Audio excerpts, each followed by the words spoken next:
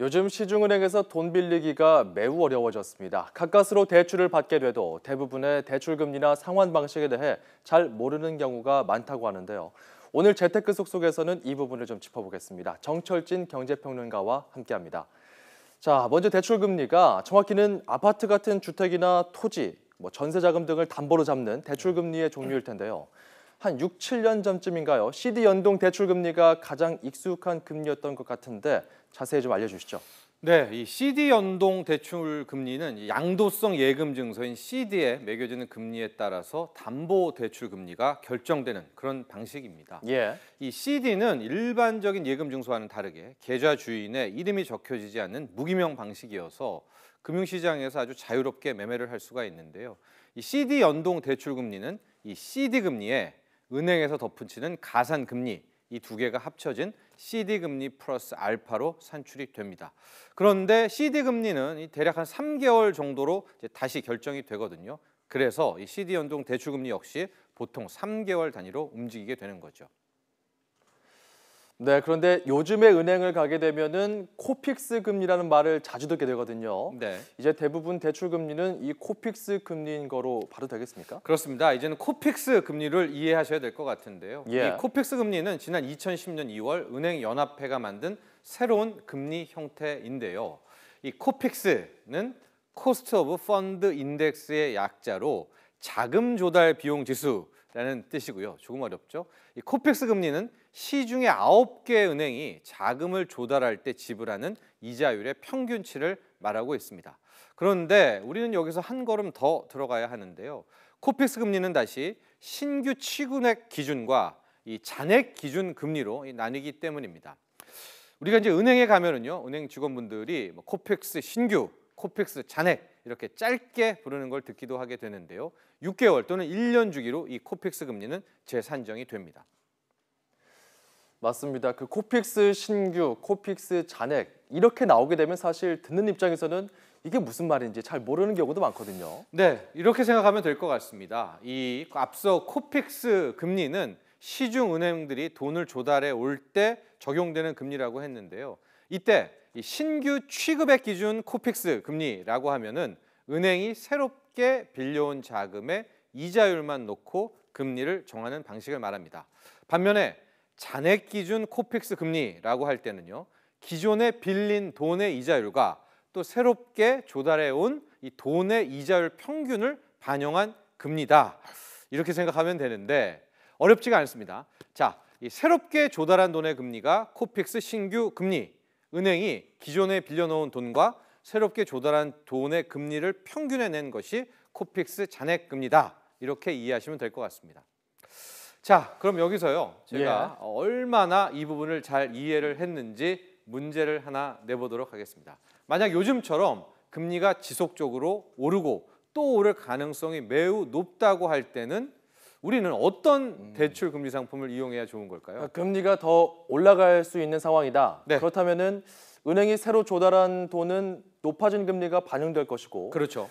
잔액 기준의 경우에는 기존에 빌려놓은 돈이 있으니까 이게 네. 섞여가지고 금리가 평균치로 좀 떨어질 것 같거든요. 네. 그러면은 잔액 기준 코픽스 금리로 빌리는 게 나을 것 같은데요. 네, 맞습니다. 맞습니까? 이 정답인데요. 이 정답이 바로 코픽스 잔액 기준 금리 대출 상품입니다. 예. 네, 이게 말씀하신 대로요. 금리 인상기에는 신규 조달 자금의 이자율도 빌릴 때마다 조달해 올 때마다 계속 높아지게 되기 때문에 대출 금리 역시 따라서 오를 수밖에 없는데요.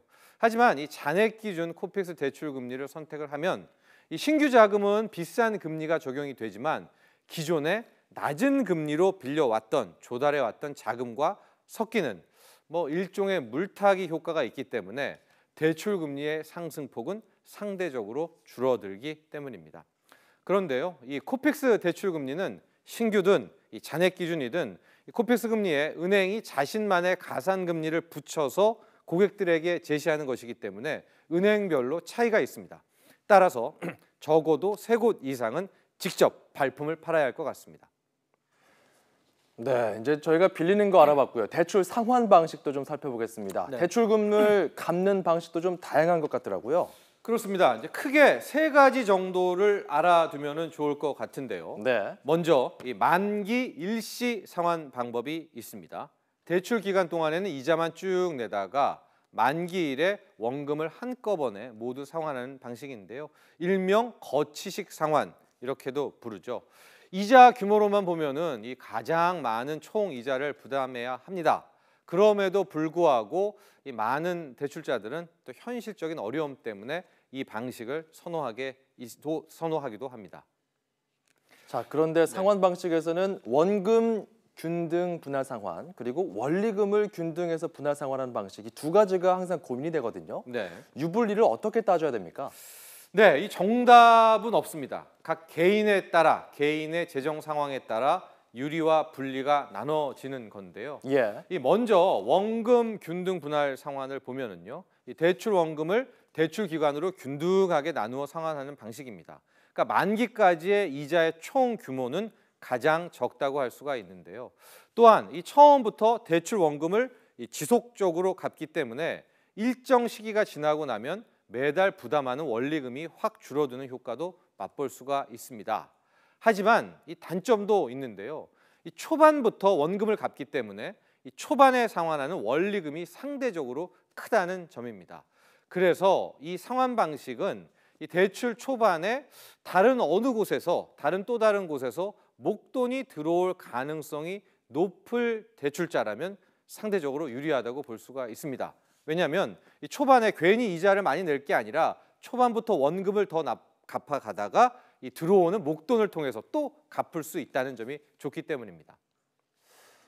네, 그렇군요. 그렇다면 원리금 균등 분할 상환은 어떤 사람에게 유리합니까? 네, 이 원리금 균등 분할 상환 방식은 이 대출을 처음부터 받을 때 아예 만기까지의 대출 원금 그리고 이자를 미리 계산해서 매달 일정한 금액의 상환을 확정짓는 형태를 말합니다. 예. 이처럼 매달 상환 금액이 고정되게 될 경우엔 그렇지 않은 경우보다 정교한 재테크 전략을 세우는데 이 도움을 줄 수가 있죠. 또한 극단적인 혹은 대량 인플레이션 구간에 유리할 수가 있는데요. 가령 15년 이상 장기로 갈수록 이 인플레이션 등을 감안하면 실제 대출자가 체감하는 원리금 상환 부담은 점점 줄어들 수가 있기 때문입니다. 또 하나, 이 요즘 같은 금리 인상기에는 이 변동금리보다는 고정금리 대출이 유리한 측면이 있는데요. 이제 앞으로 은행에 가셔서 이 주택담보대출을 받을 때에는 먼저 코픽스 신규와 코픽스 잔액금리를 선택하셔야 되고요.